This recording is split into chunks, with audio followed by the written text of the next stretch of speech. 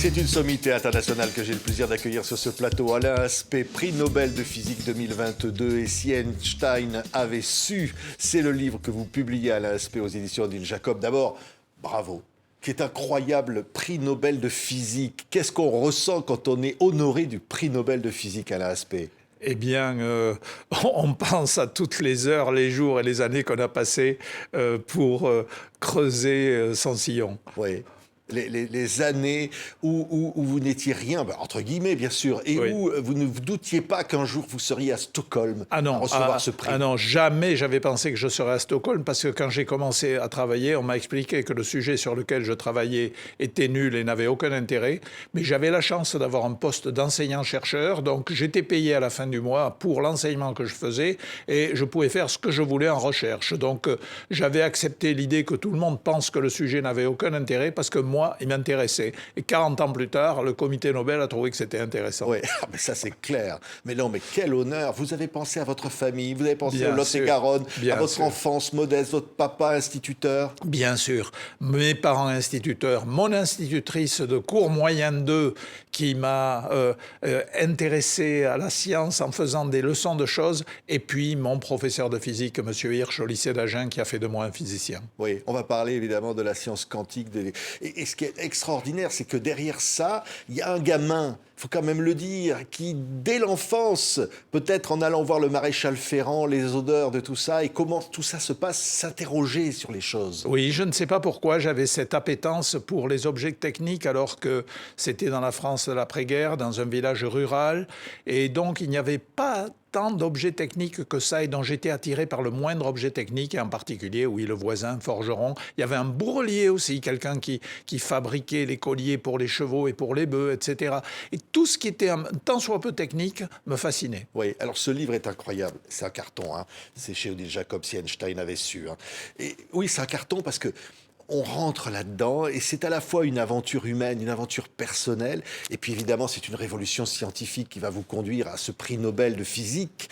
Derrière ça, il y a Einstein, qui est un peu le fil conducteur, et d'ailleurs qui est en couverture, qui est là. Et au fond, si Einstein avait su, pourquoi ce titre, Alain Aspect ? Alors, je vais vous expliquer le titre, mais je ne vais pas vous donner la réponse, parce que pour avoir la réponse, il faudra lire mon livre. Alors, je ne vais pas divulgacher. Oui. Alors, la question est la suivante. Il y avait un débat entre Bohr et Einstein, et ce débat était de nature philosophique, c'est-à-dire que c'était une discussion sur l'interprétation de la physique quantique, mais par contre, ils étaient d'accord sur les résultats des calculs. Le seul débat portait sur la façon de comprendre les résultats de ces calculs.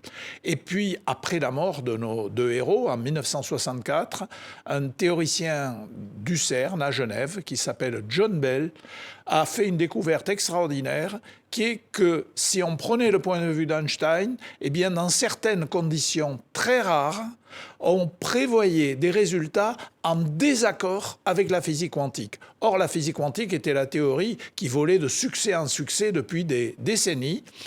Et donc, on se trouve face à une situation où on va pouvoir trancher un débat philosophique en faisant une expérience. Je fais partie de ceux qui ont fait cette expérience, et cette expérience, il faut bien le dire, montre qu'il faut renoncer à la vision du monde d'Einstein.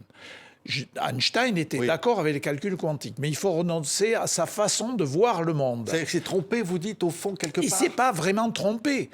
Il ne savait pas, il pensait que sa façon de voir le monde permettait d'interpréter toutes les prédictions de la mécanique quantique. Et j'ai fait une expérience dans une situation où le résultat, en accord avec les prédictions de la mécanique quantique, est en contradiction avec sa vision du monde. D'où la question, qu'aurait-il dit s'il avait su que la nature n'obéissait pas toujours à son point de vue ?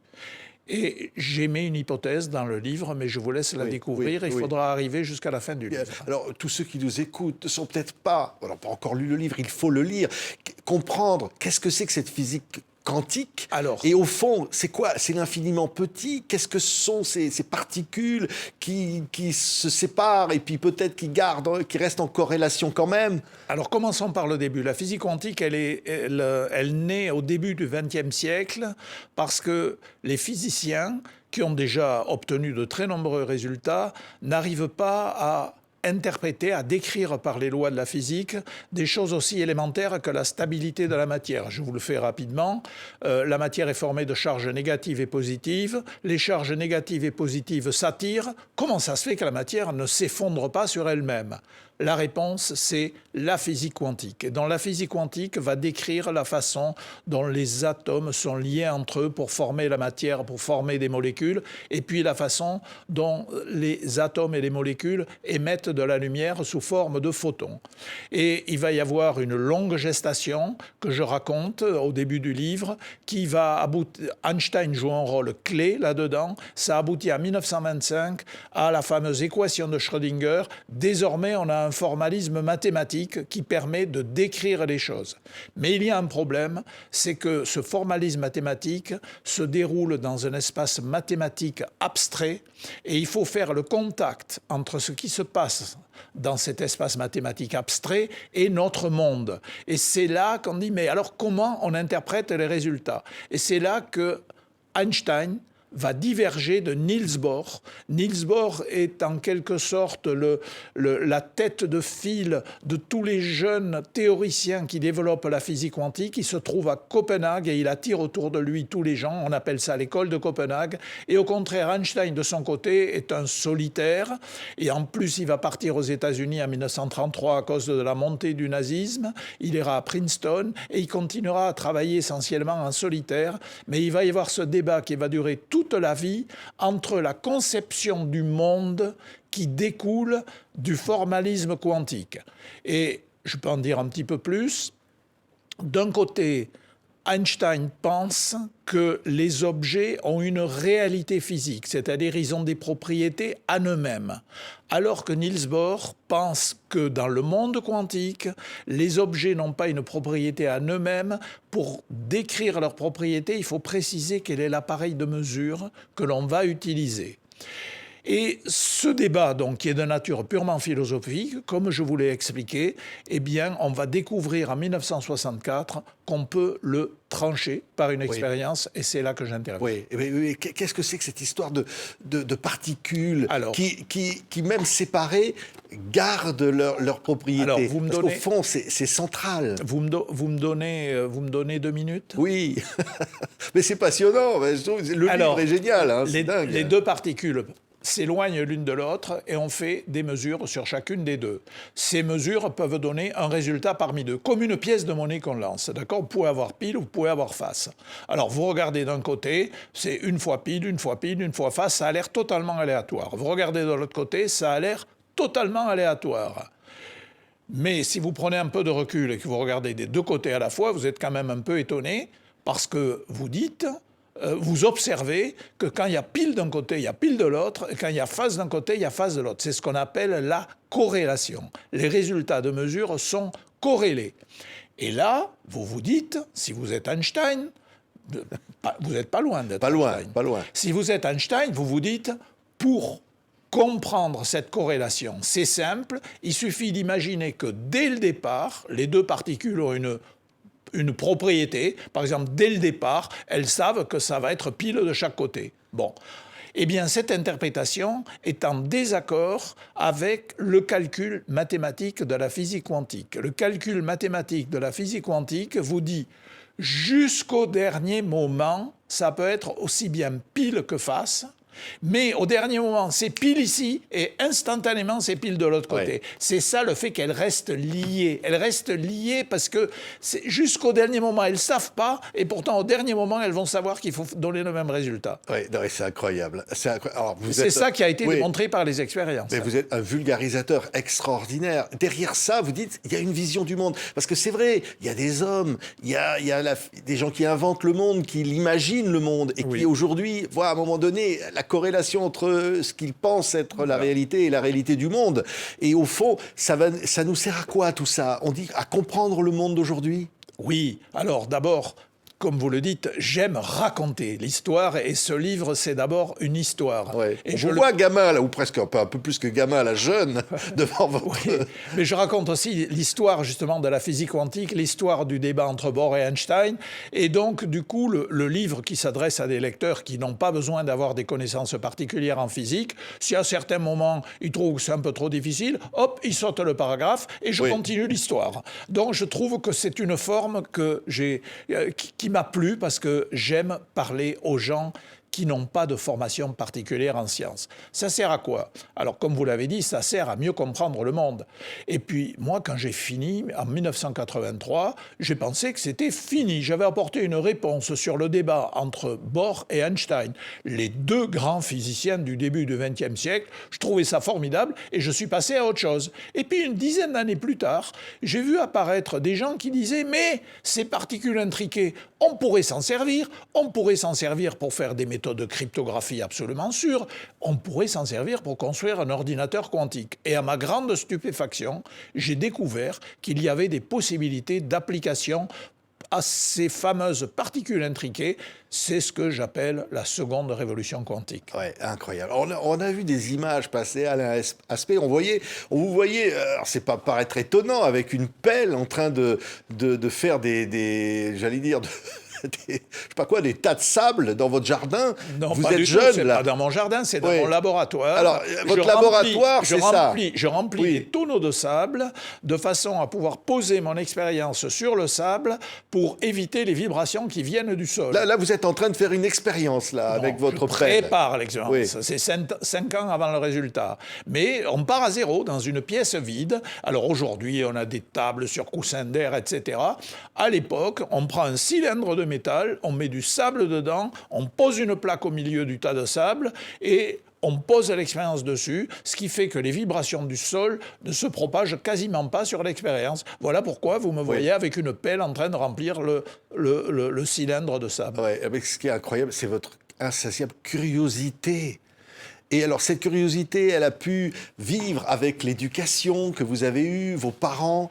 Et on se dit, bon sang, mais c'est possible de devenir prix Nobel de physique, prix Nobel tout court. Vous en êtes la preuve. C'est quoi le message que vous envoyez à l'ASP? Le message, c'est que si on s'intéresse à quelque chose, il faut y aller. C'est passionnant. Les gens croient que c'est ennuyeux. Mais non, c'est pas ennuyeux du tout. C'est passionnant quand on s'intéresse aux choses. Et puis, moi, j'ai eu la chance d'avoir des enseignants qui m'ont vraiment donné le goût et appris des tas de connaissances. Oui. Ces connaissances ne venaient pas vraiment de ma famille. Mes parents étaient instituteurs de l'époque d'avant-guerre. Et finalement, ils m'ont apporté, ce qu'ils m'ont apporté, c'est le goût d'apprendre. Le goût d'écouter mes professeurs du lycée d'Agen, ils étaient formidables. Les profs de maths, les profs de français, les profs de latin et le prof de physique à partir de la classe de seconde. Oui. Et je buvais les paroles des profs. C'est le goût, finalement. Ils vous ont donné le goût. Oui. Le goût d'aller chercher, de dire, voilà, on peut y aller, on peut, pourquoi pas, chercher quelque chose comme ça. Et vous voyez, quand je fais une émission comme la vôtre, et qu'après, des gens qui ont regardé viennent me dire, tu sais, tu fais envie, je crois que j'ai gagné. Oui. Mon souhait est de donner envie à vos auditeurs, vos spectateurs, de s'intéresser à la science. Parce que la science, c'est passionnant. Non seulement c'est passionnant, mais en plus, ça permet quand même de lutter contre quelques bêtises, les fake news, etc. Une fois qu'on a un petit peu compris le fonctionnement de la science, on ne se laisse pas berner par certaines visions complotistes des choses. Oui, vous dites, la science, c'est aussi une forme de liberté. C'est au fond aller chercher quelque chose qui dit, voilà, je sais la vérité. Alors, il faut préciser. La science se construit en 2 étapes. Il y a une première étape où il y a un phénomène nouveau. Et là, il y a discussion entre scientifiques. Et c'est la période où on dit à juste titre, la science, c'est le doute. Parce que vous entendez des gens vous dire, la science, c'est le doute. Mais ce n'est pas dans l'abstrait. Là, quand il y a débat entre les scientifiques, parce qu'il y a quelque chose de nouveau, la science, c'est le doute. Au bout d'un certain temps, à force de raisonnement, d'expérience et de débat entre scientifiques, on arrive à un consensus. Et là, ce n'est plus le doute, c'est une quasi-certitude scientifique. Et à partir de là, on a un nouveau socle à partir duquel on va pouvoir poser une nouvelle question, où de nouveau il y aura la phase de doute. Mais ce qui a été établi est établi. Et j'ai dit consensus, je n'ai pas dit unanimité. Parce que vous avez toujours Ni vérité d'ailleurs. Comment ? Ni vérité. C'est-à-dire que, d'ailleurs, le titre de votre livre le dit. Même Einstein, peut-être qu'il n'a pas tout su. Ce consensus, il y a une expression que j'aime beaucoup. On est d'accord que c'est comme ça, au-delà de tout doute raisonnable. Ça veut dire que quand même, après tout, si quelqu'un un peu farfelu fait un doute déraisonnable, il peut suivre son chemin. Et si à un moment donné, il trouve quelque chose d'intéressant, il viendra nous le dire. Parce que moi, ce que j'ai constaté, c'est que la communauté scientifique est plus ouverte qu'on ne veut bien le dire. Comme je vous l'ai expliqué quand j'ai commencé, la plupart des gens pensaient que mon sujet n'avait aucun intérêt. Mais s'ils prenaient le temps de m'écouter, que je leur expliquais pourquoi je trouvais intéressant, au bout d'un moment, ils me disaient « Ah, mais oui, mais c'est vrai que c'est intéressant ton affaire. » Et je dis « Bien sûr, c'est pour ça que je fais une expérience. » Oui, mais quelque part, vous l'avez dit vous-même, Alain Aspect, il y a l'irrationnel, les réseaux sociaux, les fake news. Il y a au fond, quelque part, quelque chose qui s'éloigne de cette recherche. Pour lutter contre l'irrationnel, il faut se référer à la méthode scientifique et au consensus entre scientifiques. Prenons l'exemple du Covid. Au début, on ne savait pas trop. Au bout d'un certain moment, il est apparu un certain consensus entre les scientifiques. Par exemple, le fait que si on voulait stopper cette croissance exponentielle, vraiment exponentielle pour le coup, entre le nombre de morts, il fallait faire le confinement. Et puis, il y a eu la fameuse histoire du vaccin. Alors ça, c'est le triomphe de la science. Voilà une dame qui, depuis 30 ans, travaillait dans son coin. La plupart des gens lui disaient « Mais c'est pas très intéressant ce que tu fais. » Et elle progressait sur l'ARN messager. Elle était entrée en contact avec une industrie qui disait « Tiens, on va peut-être pouvoir appliquer ce que vous faites pour traiter le cancer. » Et au moment où on a le Covid, il y a quelqu'un qui se dit « Mais la méthode de la dame, là, elle va nous permettre de faire un vaccin. » Et en quelques mois, on fait un vaccin. Je vous rappelle que dans le monde antérieur, il fallait 10 ans pour développer un vaccin. Et là, en quelques mois, on développe un vaccin. Pourquoi ? Parce qu'il y a une dame qui a travaillé 30 ans dans son coin, fait progresser les choses. Et ce vaccin, très rapidement, la méthode scientifique montre qu'il est vraiment très efficace. Et donc, on y va. Et on a sauvé ainsi des dizaines de millions de personnes. Oui, mais vous avez entendu et vous entendez tous ceux qui remettent en cause la science aujourd'hui. La science est toujours en cause. J'ai envie de dire, tant pis pour eux. Le jour où ils seront passés en réanimation profonde à l'hôpital parce qu'ils avaient oublié de se faire vacciner, peut-être qu'ils changeront d'avis. Oui, la science, c'est l'appétit de la connaissance. Oui. C'est la curiosité. L'appétit de la connaissance et encore une fois, l'établissement de faits qui sont solides à partir duquel on peut construire quelque chose de nouveau, on peut développer des nouvelles techniques, de nouvelles applications qui vont être utiles à la société. Oui, vous avez l'intelligence artificielle aujourd'hui. Oui. Vous croyez au progrès, ce qu'on appelle le progrès, Alain Aspect ? Je crois au progrès. C'est toujours forcément bénéfique, le progrès. J'ai été élevé par des instituteurs qui, dans l'esprit des Lumières, croyaient au progrès. Et attendez, moi, toute ma vie, ce progrès, il a été extraordinaire. Je veux dire, j'ai vu apparaître le vaccin BCG. Rappelez-vous tous les gens qui mouraient de la tuberculose. J'ai vu apparaître le BCG contre la tuberculose, le vaccin contre la poliomyélite. À partir du moment où j'étais vacciné contre la poliomyélite, on m'a autorisé à aller me baigner dans le Gers. Car avant, il ne fallait pas aller se baigner dans le Gers, ça propageait la poliomyélite. J'ai vu l'apparition du réfrigérateur qui change la vie pendant l'été. À Stafford, il fait chaud l'été. Et l'été, quand il fait chaud, vous ne pouviez garder aucun aliment plus que quelques heures. Et puis, j'ai vu apparaître cette fameuse première révolution quantique, c'est-à-dire le transistor, l'ordinateur, le laser et la fibre optique qui nous ont donné la société de l'information et de la communication. Les jeunes ne se rendent pas compte, mais il y a 30 ans, on n'avait pas tout ça, on n'avait pas l'ordinateur, on n'avait pas les téléphones portables. On vivait d'une façon totalement différente. Oui, il y en a qui disent « je ne crois que ce que je vois ». Vous croyez ce qu'on ne voit pas, c'est-à-dire l'infiniment petit. Ah, oui, on ne le voit pas. Mais c'est une réalité. Non, mais on le voit en tant que physicien par les expériences que nous faisons. On ne le voit pas directement, mais on voit toutes les conséquences. Donc, encore une fois, au-delà de tout doute raisonnable, c'est comme ça. Mais c'est facile. L'infiniment petit, c'est fascinant. Il n'y a pas de limite, au fond.